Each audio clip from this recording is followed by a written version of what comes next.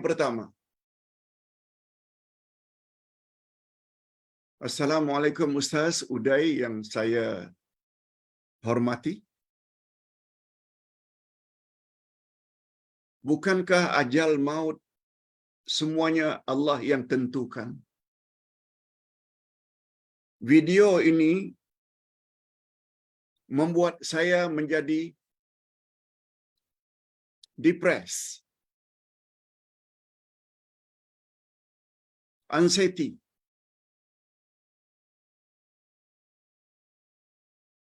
Saya rasa takut.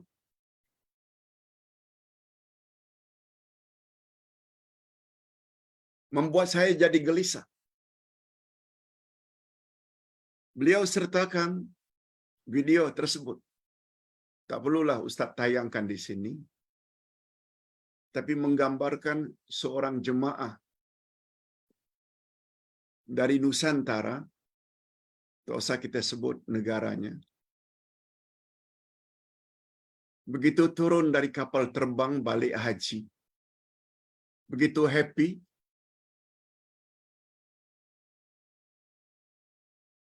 sambil melambai-lambai dengan memakai emas yang banyak di lehernya, tangannya, cincinnya, padahal baru balik haji.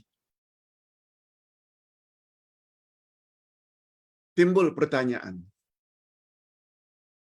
yang Ustaz dapat fahami. Pertanyaan ini ada kaitannya dengan gambar tersebut.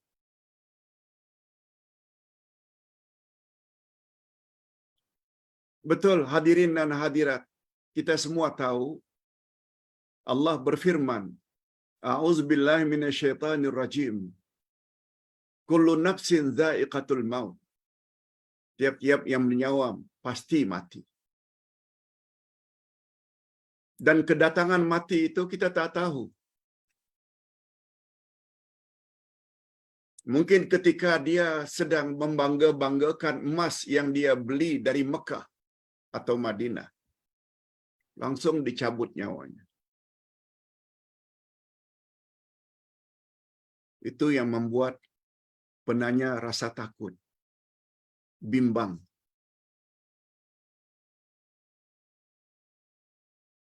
Kepada penanya khasnya, Ustaz setuju. Kita perlu takut. Sebab kematian boleh datang bila-bila masa. Sedangkan kata Nabi, sabda Nabi, dalam hadis sahih riwayat Imam Bukhari, Innamal a'mal bil khawatim. Sesungguhnya amal yang paling menentukan setelah kamu mati adalah amalmu yang terakhir. Apakah itu di antara ciri-ciri haji mabrur? Balik dari Mekah, tayang-tayangkan kepada orang ramai berbangga-bangga dengan emas yang dibeli? Bukan begitu. Berapa banyak orang yang meninggal dunia sedang menari, sedang menyanyi, sedang berpelukan, sedang menari dengan wanita yang bukan mahram. Sementara berapa banyak juga orang-orang yang meninggal dunia sedang memberi ceramah, sedang sujud, sedang salat. Nasib manusia setelah mati sangat ditentukan oleh amal apa yang dia buat sebelum dia mati. Apakah dia mendapat husnul khatimah atau sebaliknya su'ul khatimah? Ustaz kira itu dulu jawaban singkat dari Ustaz. Kita perlu takut. Sebab Rasulullah sallallahu alaihi wasallam bersabda, Ra'sul hikmah makhafatullah. Kemuncak kebijaksanaan seseorang itu terletak pada rasa takutnya kepada Allah. Oleh sebab itu, kita sebagai pemimpin, kita orang kaya, kita orang yang punya kedudukan, barulah kita dikatakan pemimpin yang bijak. Barulah kita dikatakan orang kaya yang bijak bila ada rasa takut. Antara lain rasa takut itu yang paling pertama sekali takut kepada Allah. Yang kedua, takut kalau kita mati dalam keadaan tidak diredai oleh Allah. Na'udzubillah min dzalik. Yang kedua, saya ada masukkan dalam WhatsApp video di atas dalam WhatsApp keluarga. Saya masukkan video tersebut supaya ahli keluarga saya dapat penjelasan yang tepat bahwa tahlilan tak ada untuk orang yang sudah meninggal dunia. Lalu dibawalah satu video menjelaskan tentang tidak ada tahlilan, ya, la ilaha illallah yang dihadiahkan untuk orang mati atau bacaan Quran. Ustaz kenal, itu Ustaz Sunnah yang berasal dari Pulau Pinang. Tak perlu kita sebut. Dan beliau adalah salah seorang daripada kepengurusan GASMA, Gabungan Ahli Sunnah Malaysia. Lalu WhatsApp saya tersebut telah dibalas dengan mengatakan, boleh tahlilan baca Quran untuk orang yang sudah mati. Dengan dalil-dalilnya pula. Antara lain menyebut kelebihan baca Al-Quran. Antara lain kelebihan membaca La ilaha illallah. Jawaban singkat, Ustaz. Bukan itu yang kita perkatakan. Siapa boleh menafikan besarnya fadilat membaca Quran? Siapa boleh menafikan fadilat zikir la ilaha illallah? Yang dipersoalkan, Nabi pernah tak buat atau suruh supaya umatnya bila ada orang mati, kirim, hadiahkan bacaan Quran, hadiahkan la ilaha illallah. Persoalannya ada atau tidak? Jawabnya tidak ada. Bila tidak ada, sewajarnya tak adalah. Jangan pula dikait-kaitkan dengan, oh itu kan bagus baca Quran. Kita tidak mempertikaikan tentang bagusnya, besarnya fadilat membaca Quran. Yang datang dari Nabi adalah doa. Amal-amal saleh anak-anak cucu. Itu yang sampai kepada jenazah. Ustaz kira karena terlalu sering perkara ini diperkatakan. Cukup sampai di situ saja. Bagi Ustaz, tak ada kirim-kirim hadiah bacaan atau ayat Quran. Lain halnya, kalau dia belum haji, hajikan dia, namanya badal haji. Lain halnya, kalau anak-anak ingin korbankan atas nama beliau, silakan. Umrah juga menurut majoriti pendapat ulama fiqh boleh badal umrah bagi orang yang belum umrah. Yang paling mustahak doa. Yang ketiga, Pak Ustaz, adakah doa yang diajar oleh Rasulullah untuk umat Islam jika kita kehilangan barang atau tidak ingat di mana letaknya? Minta penjelasan Pak Ustaz. Hadirin dan hadirat, Doa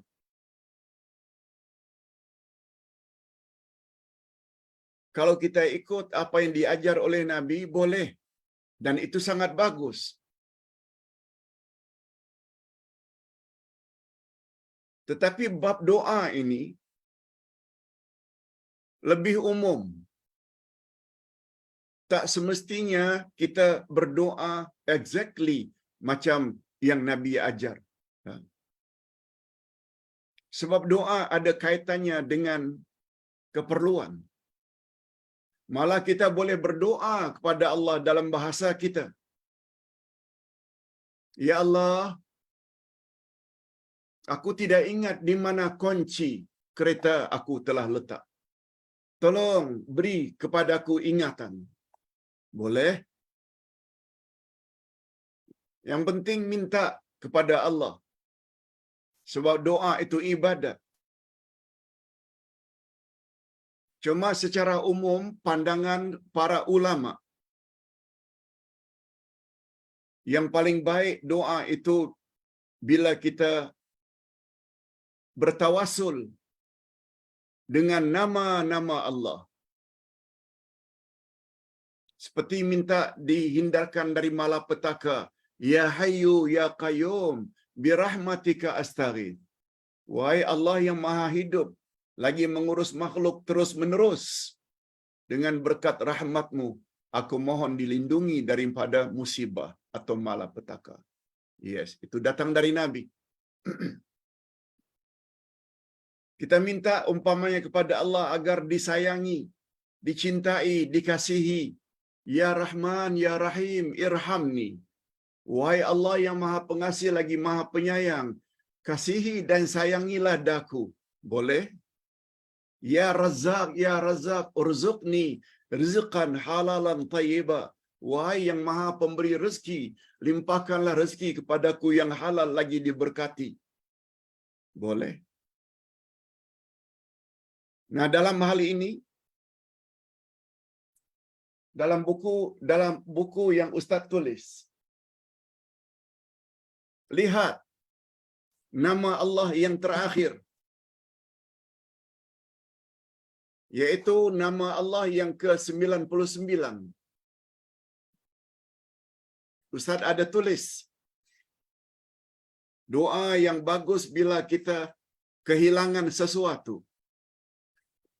Ketika membahas nama Allah 99, yaitu Jami'un Nas, yang menghimpun seluruh manusia.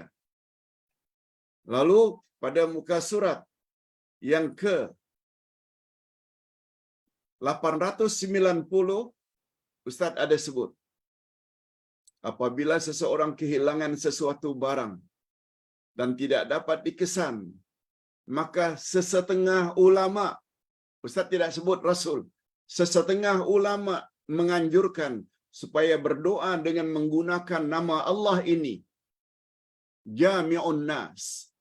Bunyi doanya, Allahumma ya jami'an nasi liyaumil la raiba fi, ijma' baini wa baina hajati.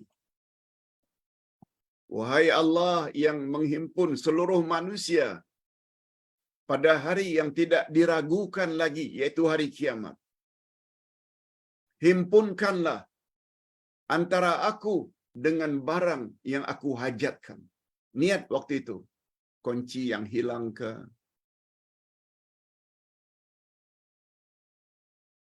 apa saja, buku yang hilang ke.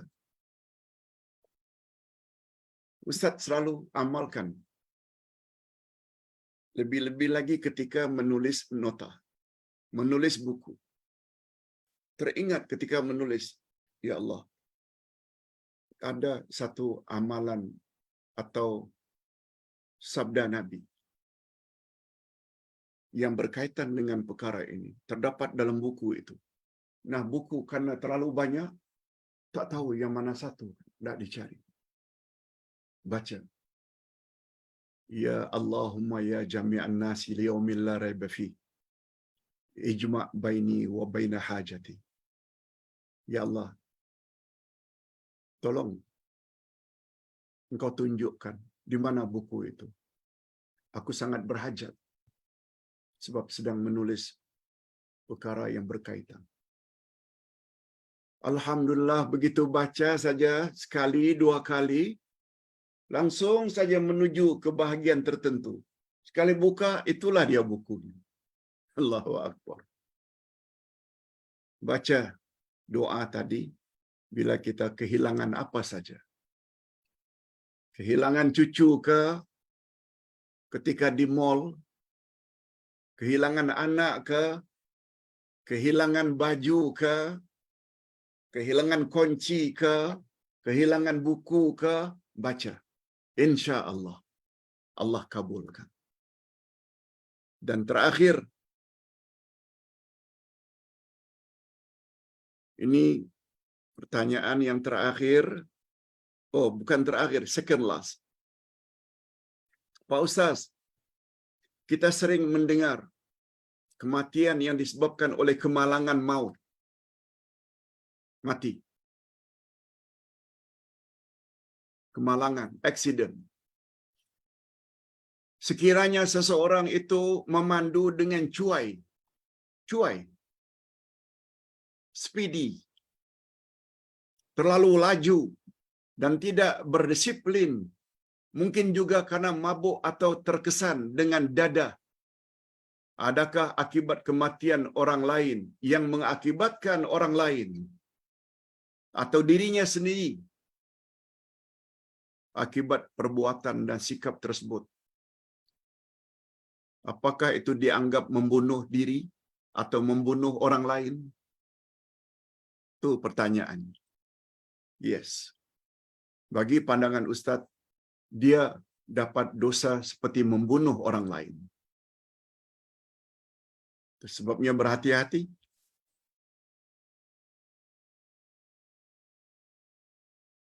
Bagaimana pula, ini sebaliknya, bagaimana pula orang yang mati karena kecuaian pemandu lain.